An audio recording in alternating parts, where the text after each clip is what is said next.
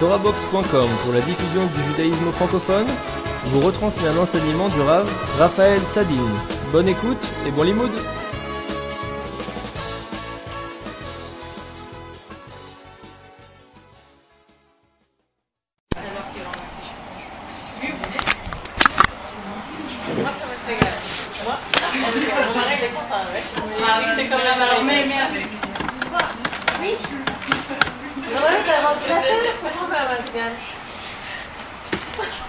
Ils mettent sur ventilateur le masgan.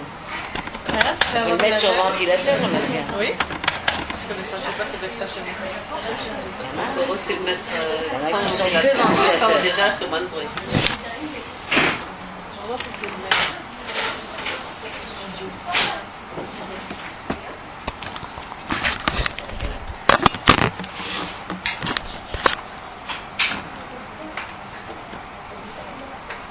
C'est bon, on y va?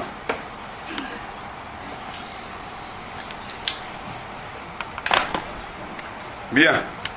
Tout marche, on peut y aller, je crois. Donc on va, bien entendu, parler de Kippour. Et on va parler un peu de la Tchouva. Et la grande question qui se pose, c'est de savoir comment est-ce qu'on peut annuler une faute. Et il y a beaucoup de textes, mais on va en choisir deux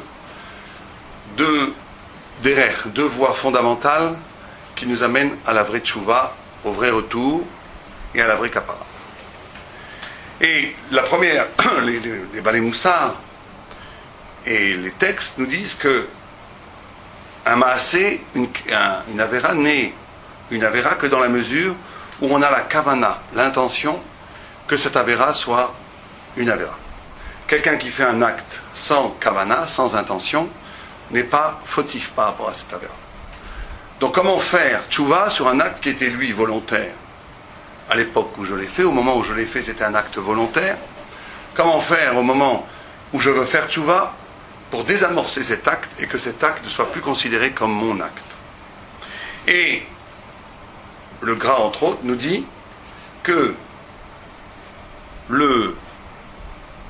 la tchouva c'est la conscience avant tout. La conscience que quand j'ai fait l'Avera, je n'ai pas vraiment voulu faire l'Avera.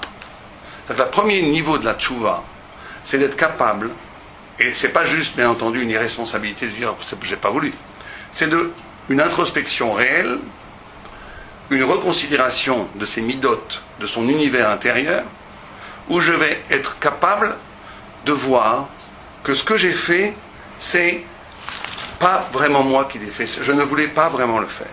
La conscience que c'était pas vraiment moi. Alors comment ça se passe? Comment une chose comme ça est possible? Pourquoi, si je considère, et bien entendu, dès qu'on fait une avéra, c'est pas vraiment vous qui l'a faite, puisque l'essence de la neshama, l'essence de l'âme humaine, elle est bonne. L'âme humaine ne veut pas faire la avéra. Donc quand je fais une avéra, c'est une partie de moi-même, bien entendu, qui c'est moi qui l'a fait, mais c'est une partie de moi-même qu'on appelle, dans le langage de la Kabbalah, mais même dans le Moussa, ce qu'ils appellent les chitzonut, les extérieurs, les choses qui ne sont pas liées à ma véritable intrigue, à ma véritable personnalité, à ce que je suis vraiment. Et donc le premier travail de la tchouva, c'est d'abord d'être capable de faire ce qu'on appelle le birou, la séparation, et de voir qu'est-ce qui en moi est vraiment moi-même, et ce qui en moi n'est pas moi-même. Et ça, sans ça, on ne peut pas commencer à faire tchouva. Parce que, bien entendu, énormément de gens peuvent considérer que leur être, c'est les couches successives que la vie a mis sur eux, et que ces couches successives que la vie a mis sur eux, ce sont leur véritable personnalité. Et donc, si cette personne s'identifie à ces couches, il ne peut pas faire tchouva. La seule façon de faire véritablement tchouva, c'est la conscience avant tout, qu'il y a une partie en moi qui est mon vrai moi-même, et une partie en moi qui n'est pas mon vrai moi-même, qui a été fabriquée par l'extériorité, et que les avérotes ont été faites à cause de ces extériorités. Alors comment ça marche? Pourquoi est-ce que, dès que j'ai la conscience de ça, c'est déjà une amorce de tchouva, c'est déjà le début d'une kapara, d'un pardon? Pourquoi? Alors ici, il faut convoquer le Rambam. Le Rambam pose la fameuse question que tout le monde connaît, mais qui est déjà en vérité posée par la Gemara elle-même, par la Mishnah elle-même, où il y a écrit Akol Safoui vers Reshut Netuna. Akol Safoui Ve'areshut netuna, c'est une des phrases les plus difficiles du Talmud. C'est une phrase contradictoire, parce qu'il y a écrit tout est prévu par Dieu. Tout est prévu par Dieu. Dieu sait très bien que je vais faire une avéra. Et pourtant, areshut netuna. Et pourtant, la liberté est donnée, la liberté est totale.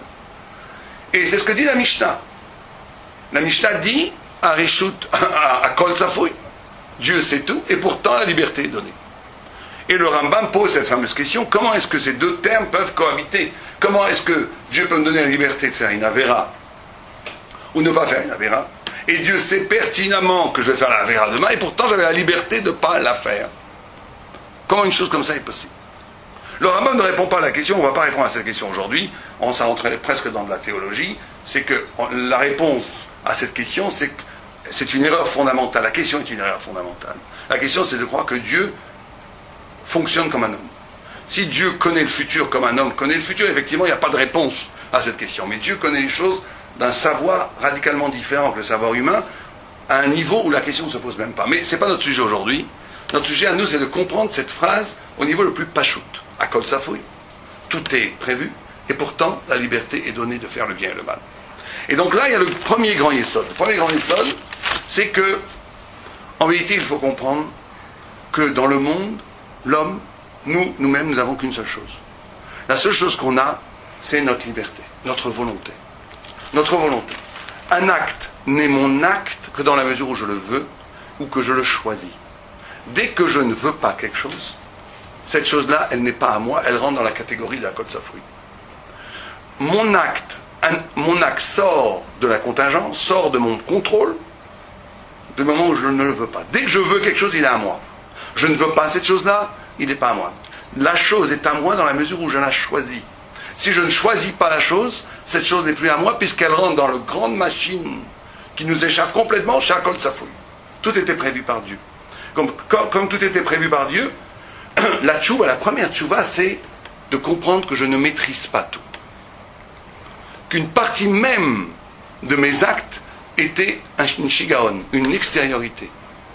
Mais si je choisis l'acte, alors cette extériorité devient intériorité. Elle devient intériorité par le fait que je la choisis. Mais si je me dessaisis de cet acte, je dis cet acte n'est pas moi, il rentre comme un des éléments du monde, il devient un de ce qu'on appelle la Kol Safoui. Alors, on peut très bien par rapport à cela de dire que c'est un peu irresponsable. C'est un peu irresponsable, puisque j'ai la possibilité de dire, c'est pas moi qui ai fait l'acte. Puisque l'acte était prévu. Et ce péché était prévu, et comme il était prévu, il rentre dans le monde, dans le flux du monde,